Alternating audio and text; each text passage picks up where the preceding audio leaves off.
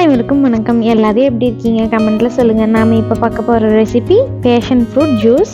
நல்லா பழுத்த passion fruit ஒன்று எடுத்திருக்கேன். இதை நாம் கட் பண்ணி உள்ளே இருக்க ஃப்ளஷ் மட்டும் எடுத்துக்கலாம். ஃபோக் வச்சு எடுக்கும்போது ஈஸியாகவே ரிமூவ் ஆகி வந்துடும். இதேமாரி நான் ஒரு 2 பழத்தில் உள்ள ஃப்ளஷஸை எடுத்துக்கிறேன். இதில் நாம் இனி 2 ஸ்பூன் சுகர் ஆட் பண்ணிக்கலாம். சப்போஸ் உங்களுக்கு பேஷன் ஃப்ரூட் புளிக்கிற மாதிரி இருந்ததுன்னா இன்னும் எக்ஸ்ட்ரா சுகர் ஆட் பண்ணிக்கோங்க. பேஷன் ஃப்ரூட் அண்ட் சுகர் மிக்சரை நம்ம மிக்ஸி ஜாருக்கு ட்ரான்ஸ்ஃபர் பண்ணிக்கலாம். அடுத்து ஒரு 2 பீஸ் ஐஸ் க்யூப்ஸ் ஆட் பண்ணிக்கலாம். இனி நம்ம இதை பிளெண்ட் பண்ணி எடுத்துக்கலாம். பல்ஸ் மோடில் ஒரு 2-3 தடவை பிளெண்ட் பண்ணிங்கன்னா போதும், நல்லா பிளெண்ட் ஆயிரும். பாருங்கள், இந்த அளவுக்கு பிளெண்ட் ஆகி வந்திருக்கு. இனி நம்ம இதை சீவ் வச்சு வடித்து எடுத்துக்கலாம்.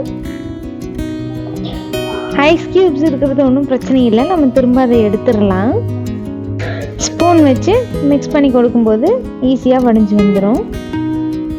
ஃபில்டர் பண்ணியாச்சு. நம்மளுக்கு ஜூஸ் எவ்வளோ சூப்பராக கிடச்சிருக்கு பாருங்கள். இனி இதை நாம் இன்னொரு பாட்டிலுக்கு ட்ரான்ஸ்ஃபர் பண்ணிக்கலாம். நான் இன்றைக்கி அதுக்காக ஜூஸ் பாட்டிலில் எடுத்திருக்கேன்.